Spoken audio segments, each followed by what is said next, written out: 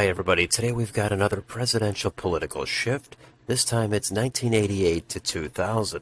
This was suggested to me in the comments. If you want to skip ahead to the map, there will be a link down below. But if you want to hear a little bit of background about these two elections, let's take a look at these two that we're going to compare. So first of all, in 1988, that was a great year for the Republicans. George H.W. Bush, he won his first and only term. He got a landslide 426 electoral votes. He carried 40 states. And he got over 53% of the popular vote. The Democrat was Michael Dukakis. His total was 111 electoral votes, 10 states plus D.C., and 45.7% of the popular vote. That was 3 straight wins for the Republicans. And in 2000, that was extremely close. George W. Bush got 271 electoral votes, carried 30 states. He lost the popular vote with 47.9. The Democrat Al Gore, he got 266 electoral votes, 20 states plus D.C., and he won the popular vote with 48.4%. So this is a 12-year span coming from a very strong year for the Republicans to pretty much an even year where the Republicans squeaked by. So back to the spreadsheet, we've got the states in the first column. The 1988 Democratic vote, that's Dukakis. The 88 Republican vote, George H.W. Bush.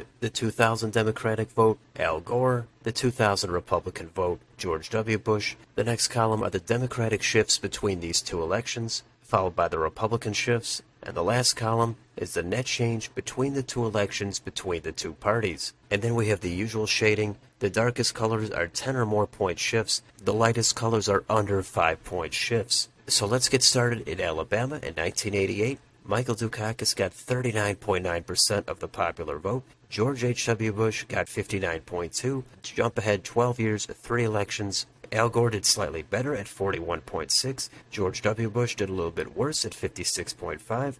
That's a net gain of 1.7 for the Democrats, a net loss of 2.7 for the Republicans, and a total net shift of 4.4 away from the Republicans and toward the Democrats. Alabama became an increasingly red state, but between those two elections, it actually shifted toward the left. So now let's quickly go through the rest of these states. Alaska shifted a decent 7.6 toward the Republicans.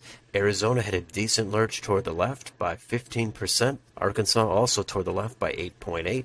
California, we know that state got a lot bluer, and we could see it's by 15.3. Colorado ticked a shade redder by 0.6. Connecticut had a big shift toward the Democrats by 22.6, same with Delaware of 25.5, and even in Florida by 22.4. Georgia had a smaller shift toward the Democrats by 7.9, as well as Hawaii by 8.8. Idaho shifted hard toward the Republicans by 13.5. Illinois shifted hard back toward the Democrats by 14.1.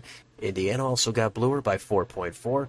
Iowa got redder by just under 10, 9.9. Kansas also by 7.6, and Kentucky by 3.5. Louisiana got a little bit bluer by 2.5. Maine got a lot bluer by 16.5. Maryland by 19.3. Massachusetts by 19.5, and in Michigan by 13.1. Minnesota shifted toward the right by 4.6.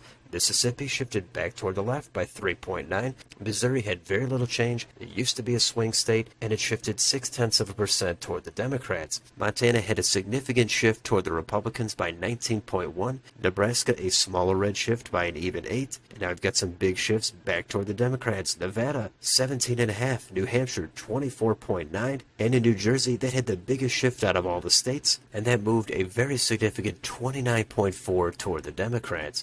New Mexico an even 5% toward the Democrats. New York another big shift toward the left by 20.9. North Carolina 3.5 toward the Democrats. North Dakota had a big shift toward the GOP by 14.6. Ohio went away from the Republicans by 7.3. Oklahoma went away from the Democrats by 5.3. Oregon back toward the GOP by 4.2. Pennsylvania 6.5 toward the Democrats. Rhode Island got bluer by 17.4. South Carolina by 8. South Dakota got much redder by 16.3. Tennessee bluer by 12.4. Texas redder by 8.7. Also redder in Utah by 6.4. Vermont had a good shift toward the Democrats by 13.4. Same in Virginia by 12.4. And in Washington, a lesser shift in that direction by 3.9.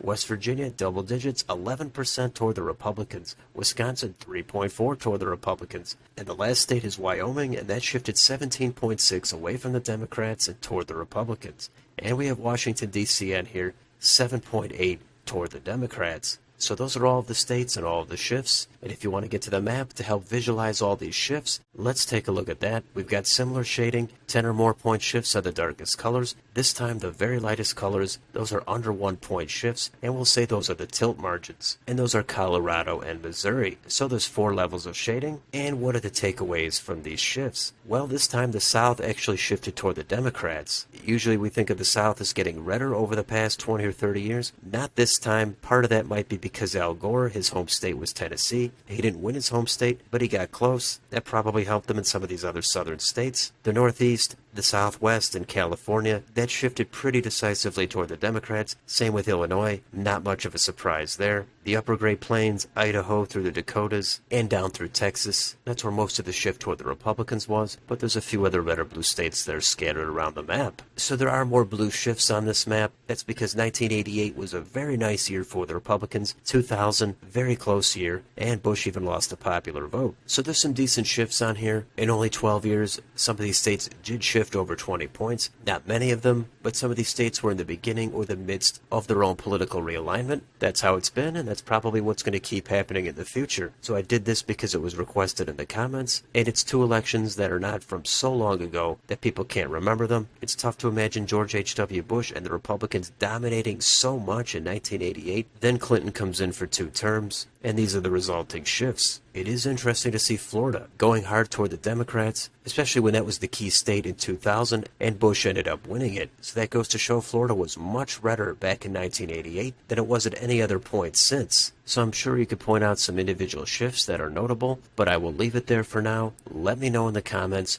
what do you think about any of the shifts in any of these states? What do you think about the 2 candidates in these elections? Let me know down below. On your way out, don't forget to like, share, and subscribe. Thanks for watching, and I'll see you on the next video.